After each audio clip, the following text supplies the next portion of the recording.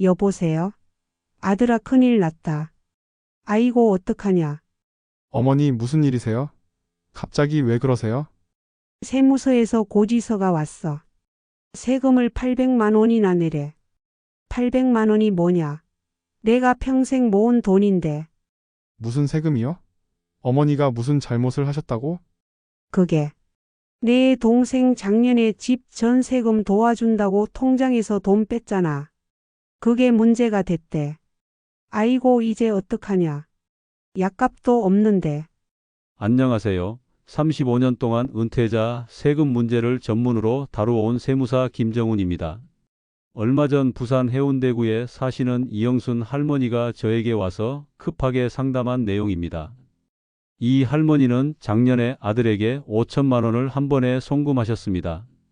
자녀 집 전세금이 필요하다고 해서 도와주신 것뿐인데 갑자기 국세청으로부터 증여세 고지서가 날아온 겁니다. 세무사님, 너무 억울합니다. 자식 도와준 것뿐인데 이런 세금이 있는 줄 알았으면. 아이고, 내가 먹을 약값도 부족한데 세금이 800만 원이라니요. 그냥 현금으로 줄 걸 그랬어요. 제가 너무 안타까웠던 건 이영순 할머니의 경우가 특별한 사례가 아니라는 겁니다. 제가 매년 수백 명의 65세 이상 어르신들을 상담하면서 느낀 점은 대부분이 자녀나 손주를 돕겠다는 선한 마음으로 보낸 돈 때문에 예상치 못한 세금 폭탄을 맞고 계신다는 겁니다. 혹시 여러분도 갑자기 날아온 고지서 때문에 놀라신 적 있으신가요? 이제 더 이상 걱정할 필요가 없습니다. 지금부터 제가 35년 세무 경력으로 얻은 노하우를 오늘 여러분과 모두 나누려고 합니다. 이 영상 끝까지 보시면 자녀에게 7천만 원을 줘도 단 한 푼의 세금도 내지 않으셔도 됩니다. 특히 네 번째 알려드리는 방법은 정말 중요하니 반드시 아셔야 합니다. 영상 보기 전 지금 바로 구독 버튼과 좋아요 버튼을 눌러주세요. 무료입니다. 앞으로도 이런 중요한 정보를 계속 받아보실 수 있습니다. 여러분, 국세청에서 왜 이렇게 갑자기 65세 이상 어르신들의 통장을 자세히 들여다보기 시작했을까요? 최근 정부가 예산으로 계획한 세금 수입이 예상보다 31조 원이나 부족해졌다고 합니다. 그러니 정부 입장에서는 세금을 더 거두어 드리려고 하는 것이죠. 게다가 더욱 충격적인 것은 2025년 6월 15일부터 시행되는 세무공무원 포상금 제도입니다. 이 제도는 국세의 부과, 징수, 송무의 특별한 공로가 인정되는 세무공무원에게 징수금 또는 승소금액의 10% 이내에서 포상금을 지급합니다. 지급액이 300만 원 이하인 경우에는 지급하지 않지만 1인당 연간 최대 2천만 원까지 받을 수 있다고 합니다. 그래서 예전에는 대형 기업이나 억대 연봉자만 세무조사 대상이었어요. 하지만 이제는 65세 이상 은퇴자들의 평범한 돈 거래까지 꼼꼼히 살펴보고 있는 게 현실입니다. 게다가 요즘에는 컴퓨터가 자동으로 모든 은행 거래를 검사하고 있어요. 우리가 생각지도 못한 모든 돈 흐름까지 다 찾아내고 있는 거죠. 쉽게 말해서 세무 공무원들이 여러분 통장에서 세금 낼 거리를 찾아내면 그만큼 자기 월급 외에 추가로 최대 2천만 원까지 포상금을 받을 수 있는 겁니다. 이런 상황에서 세무 공무원들이 얼마나 열심히 여러분의 금융 거래를 살펴볼지 상상이 되시나요? 그럼 지금부터 제가 35년간 상담하면서 발견한 국세청이 특히 주목하는 7가지 위험한 금융 패턴을 먼저 알려드리겠습니다. 이 패턴만 피하셔도 세금 폭탄은 절반 이상 줄일 수 있습니다. 첫째, 가족에게 통장에서 큰돈 툭 빼서 송금하는 경우입니다. 경기도 수원에 사시는 70세 김철수 어르신은 퇴직금 2억을 받은 직후 아들 결혼자금으로 1억 5천만 원을 송금했습니다. 퇴직금은 국세청에서 자동으로 파악하는 대표적인 소득이라 이 돈이 어디로 갔는지 바로 추적 대상이 됐습니다. 세무사님, 제가 평생 일해서 번 돈인데 내 아들 결혼한다고 도와준 것뿐인데 이게 무슨 일입니까? 세금이 3천만 원이라니요. 결국 김 어르신은 비과세 한도 5천만 원을 제외한 1억 원에 대해 3천만 원이라는 어마어마한 세금을 납부해야 했습니다.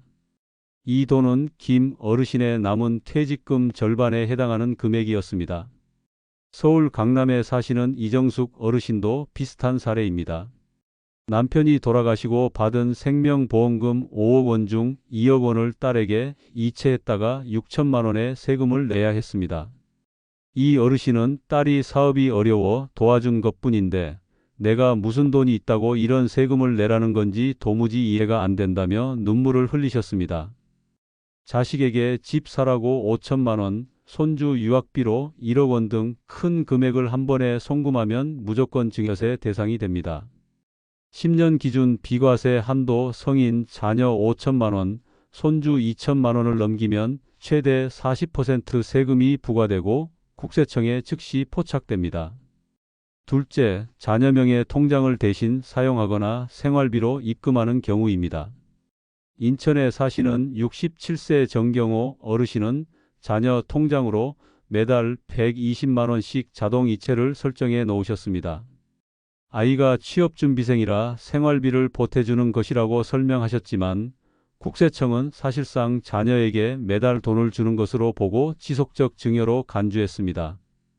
1년이면 1,440만 원, 3년이면 4,320만 원이 되는데 이런 패턴은 국세청 인공지능 시스템이 가장 먼저 포착하는 유형입니다. 정 어르신의 경우 3년 동안의 송금액이 4,320만 원으로 비과세 한도인 5천만 원에 가까워져 경고를 받았습니다. 아들이 대학 졸업하고 취업 준비 중이라 매달 조금씩 보내준 건데 이게 세금 문제가 될 줄은 상상도 못했어요. 세무서에서 고지서가 와서 깜짝 놀랐습니다. 만약 5년 이상 이런 식으로 송금했다면 한도를 넘어 세금을 내야 했을 겁니다. 국세청은 어르신 명의의 돈을 자녀 통장으로 매달 자동 이체하는 것을 사실상 자녀에게 매달 돈을 주는 것으로 보고 지속적 증여로 간주할 수 있습니다. 셋째, 현금으로 자주 인출하거나 나눠서 꺼내 쓰기를 하는 패턴입니다.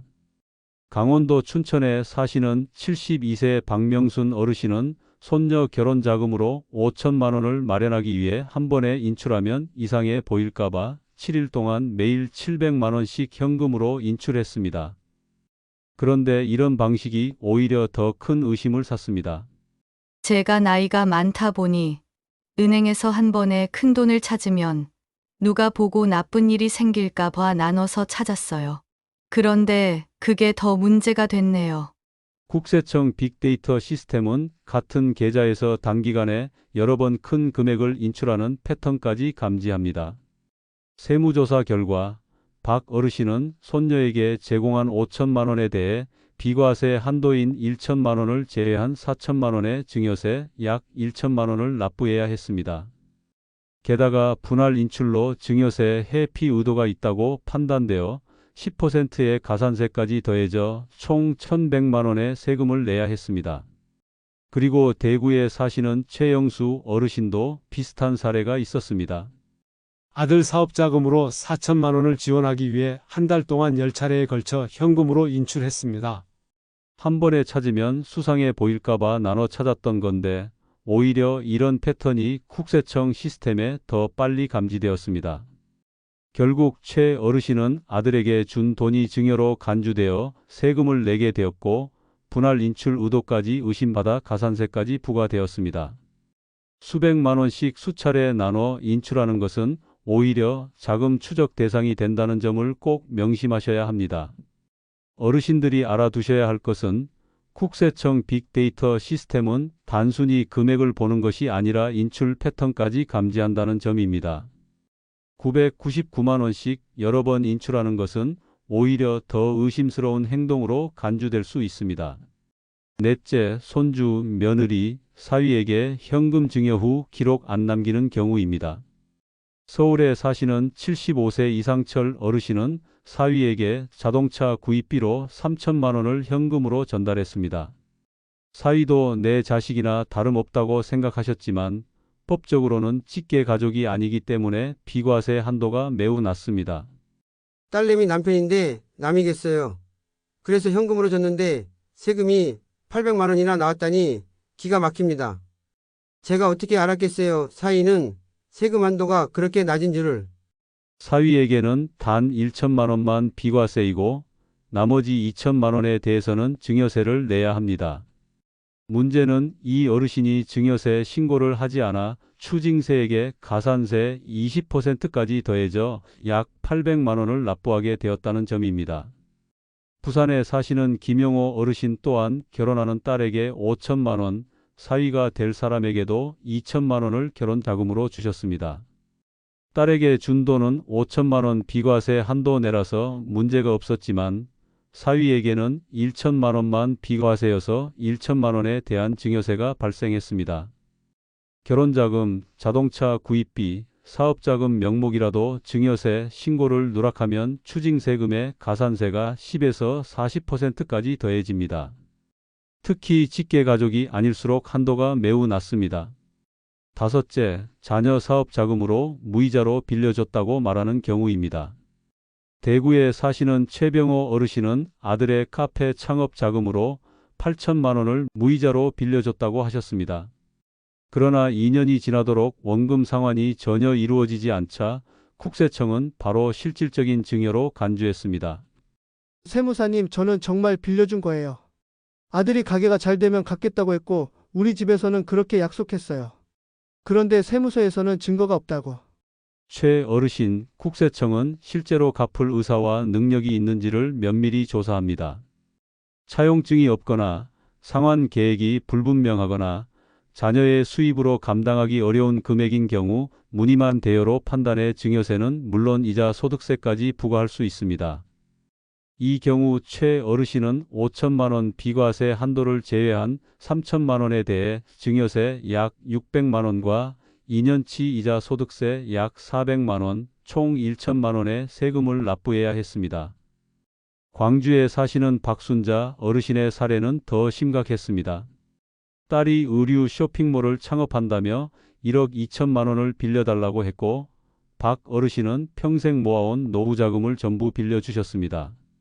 차용증을 작성했지만 상환 계획이 구체적이지 않았고 이자도 받지 않기로 했습니다. 딸아이가 처음 사업을 시작하는데 이자까지 받을 수는 없잖아요. 그냥 언젠가 가게가 잘 되면 갚으라고 했죠. 그런데 세무서에서 전화가 와서는 증여세를 내라고. 문제는 1년 후 세무조사에서 이 거래가 증여로 간주되었다는 점입니다. 세무서는 다음과 같은 이유를 들었습니다. 첫째, 차용증은 있으나 상환 일정이 불명확함. 둘째, 1년간 이자를 전혀 받지 않음 시중금리에 비해 혜택을 준 것으로 간주. 셋째, 딸의 사업소득으로는 1억 2천만 원을 상환하기 어렵다고 판단됨. 넷째, 실제로 1년간 상환된 금액이 전혀 없음.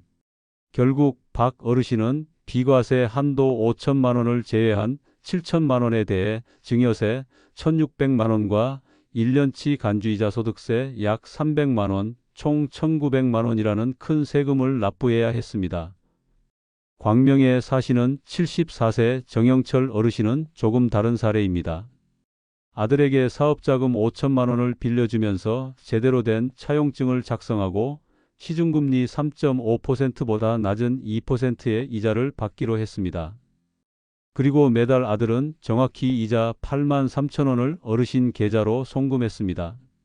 세무조사가 나왔을 때 정 어르신은 차용증과 정기적인 이자 납부 증거를 제시할 수 있었습니다. 그 결과 이 거래는 진짜 대여로 인정받았고 증여세는 부과되지 않았습니다. 다만 시중금리와의 1.5% 차이에 해당하는 금액에 대해서만 간주이자 소득세 약 30만 원을 납부하게 되었습니다. 이렇게 세 가지 사례를 비교해 보면 자녀에게 돈을 빌려줄 때는 꼭 주의해야 할 점이 있습니다. 먼저 반드시 구체적인 상환 계획이 포함된 차용증을 작성해야 합니다. 그리고 시중금리에 준하는 이자를 받아야 합니다. 완전한 무이자는 위험합니다. 또한 실제로 이자와 원금 상환이 이루어지도록 해야 합니다. 마지막으로 빌려주는 금액이 자녀의 상환 능력에 비해 너무 크지 않도록 해야 됩니다. 이런 조건을 지키지 않으면 국세청은 실제로는 갚을 계획 없는 무늬만 대여로 판단하고 증여세와 이자 소득세 모두 부과할 수 있습니다.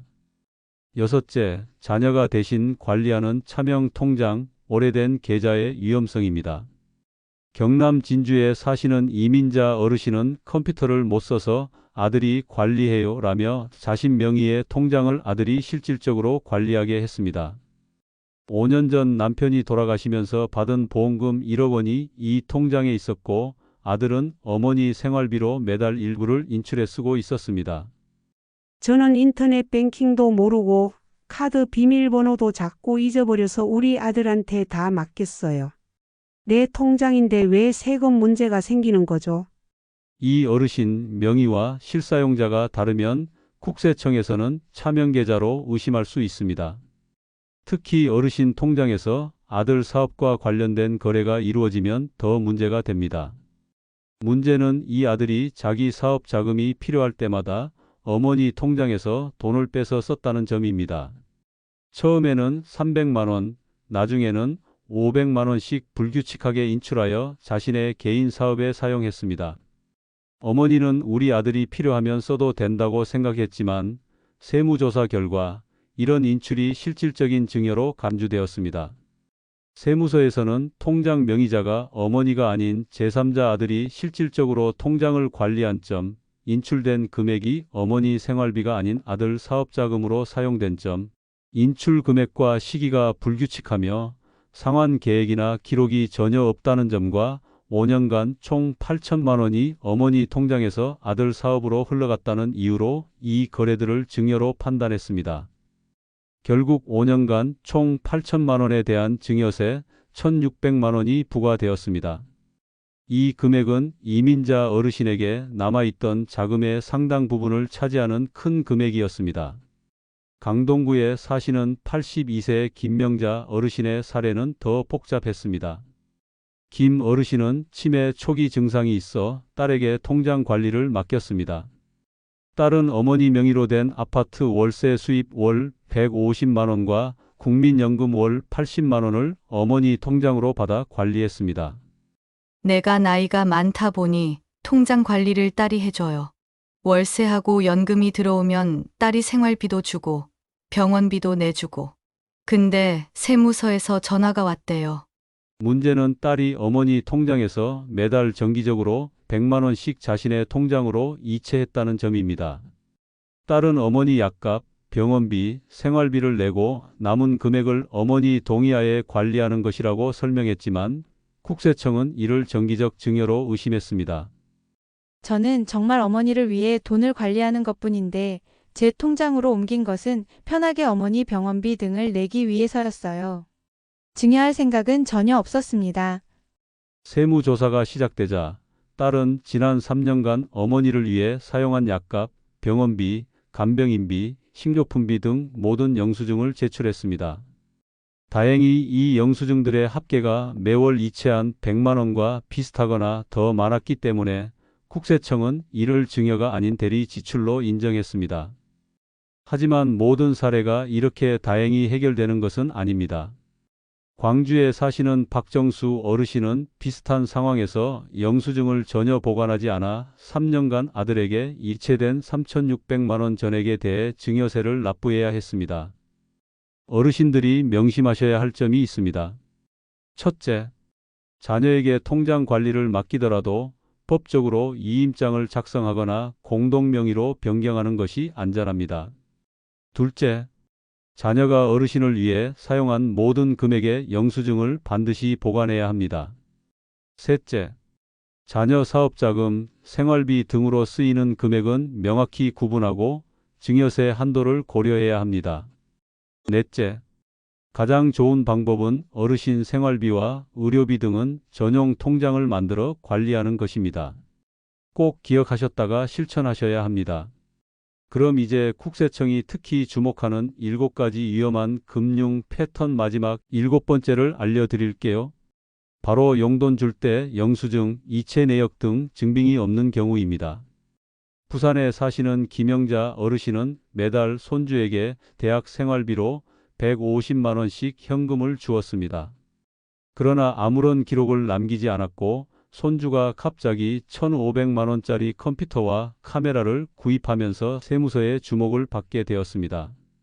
손주가 서울대학교에 다니는데 자취방 월세가 비싸고 물가도 비싸서서 매달 용돈을 보태줬어요. 그런데 어느 날 세무서에서 연락이 와서 손주가 비싼 물건을 샀다고. 그 돈이 어디서 났는지 조사한다는 거예요.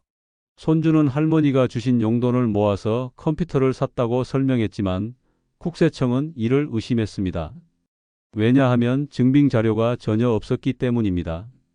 김 어르신이 손주를 만날 때마다 현금으로 건네주었고 문자 메시지나 카카오톡 기록, 이체 내역 등 어떤 증거도 남기지 않았던 것입니다. 김 어르신, 국세청 입장에서는 정기적 용돈도 생활비인지 증여인지 구분이 필요합니다. 특히 손주가 갑자기 고가 물품을 구입하면 그 자금 출처를 추적하게 됩니다. 김 어르신은 할머니로서 손주에게 준 용돈이라고 말씀하셨지만 증빙이 없어 결국 연간 1,800만 원, 2년간 3,600만 원에 대해 비과세 한도 2천만 원을 제외한 1,600만 원의 증여세 320만 원을 납부해야 했습니다. 반면 대전에 사시는 이정희 어르신의 사례는 조금 다릅니다. 이 어르신도 서울에서 대학 다니는 손녀에게 매달 생활비로 100만 원을 보내주었습니다. 그러나 여기서 중요한 차이점이 있었습니다. 세무사님, 저는 손녀에게 돈을 보낼 때마다 항상 계좌 이체를 했어요. 그리고 이체할 때 3월 생활비, 4월 월세 및 식비처럼 메모를 꼭 남겼죠. 손녀한테도 문자로 이번 달 생활비 보냈다고 알려주고요. 손녀 역시 할머니에게 매달 할머니 생활비 잘 받았어요. 월세 45만 원 냈고 나머지는 식비와 교통비로 쓸게요 라고 카카오톡 메시지를 보냈습니다. 이런 기록들을 손녀와 이 어르신이 모두 보관하고 있었습니다. 그래서 세무조사가 나왔을 때 이 어르신은 매달 규칙적인 이체 내역과 생활비 메모가 적힌 통장 내역, 손녀와 주고받은 카카오톡 메시지, 손녀의 월세 계약서, 손녀 학교의 등록금 영수증 및 학생증을 증거를 제출할 수 있었습니다. 국세청은 이러한 증거들을 검토한 후 이 금액을 증여가 아닌 생활비 지원으로 인정했습니다. 그 결과 이 어르신은 증여세를 한 푼도 내지 않았습니다. 여러분, 이 두 사례의 차이점은 무엇일까요? 바로 증빙의 유무입니다. 가족 간에 돈을 주고받는 것은 자연스러운 일이지만 국세청 입장에서는 그것이 생활비인지 증여인지 구분할 필요가 있습니다. 그리고 그 구분의 핵심은 바로 증빙 자료입니다. 또 다른 사례를 살펴보겠습니다. 광주에 사시는 박철수 어르신은 취업준비생인 손자에게 매달 80만 원씩 용돈을 주었습니다. 그런데 이 어르신은 매우 독특한 방식으로 증빙을 남겼습니다. 저는 옛날 회사 다닐 때 습관이 남아서 그런지 손자에게 돈을 줄 때마다 간단한 영수증을 만들었어요. 2025년 3월 15일 손자 김민수에게 생활지원비 80만 원을 지급함이라고 쓰고 저랑 손자랑 둘 다 서명했죠. 웃기다고 놀리더라고요. 손자는 할아버지의 이런 습관이 웃기다고 생각했지만 세무조사에서 이 간단한 영수증들이 매우 중요한 증거가 되었습니다. 손자가 취업준비생이라는 점, 지원 금액이 월 80만 원으로 합리적인 생활비 수준이라는 점, 그리고 무엇보다 양쪽이 모두 서명한 영수증이 있었기 때문에 국세청은 이를 증여가 아닌 생활비 지원으로 인정했습니다. 어르신들이 가족에게 용돈을 줄 때 꼭 지켜야 할 사항들이 있어요. 가능하면 현금보다는 계좌 이체를 이용하고 이체 시 메모 기능을 활용하세요. 예를 들면 5월 생활비, 병원비 지원 등 메모를 해 놓으세요. 그리고 받는 사람에게 문자나 카카오톡으로 송금 사실과 용도를 알리고 이 기록을 보관하세요.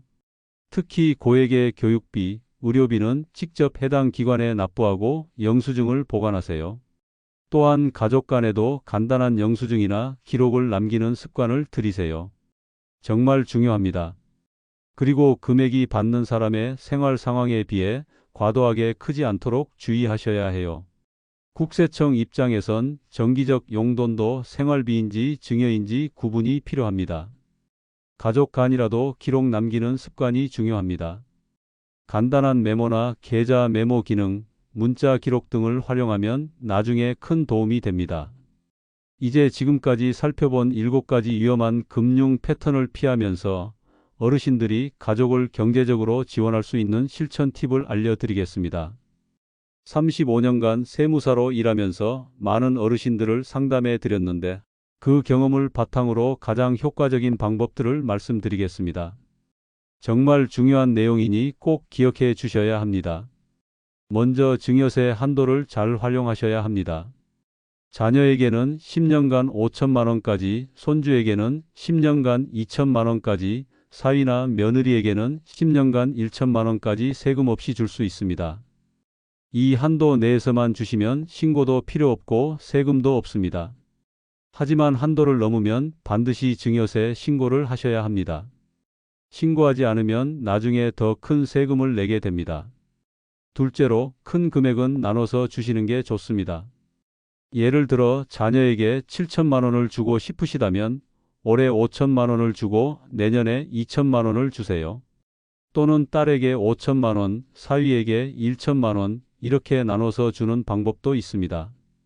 중요한 것은 돈을 줄 때 목적을 명확히 하는 것입니다. 생활비, 교육비, 의료비 등 용도를 분명히 하세요. 셋째로, 가능하면 직접 기관에 납부하시는 게 세금 측면에서 유리합니다. 손주 학비는 학교로 직접 납부하고 병원비는 병원에 직접 결제하고 월세는 집주인에게 직접 송금하세요. 그리고 영수증과 송금 내역은 꼭 5년 이상 보관하세요.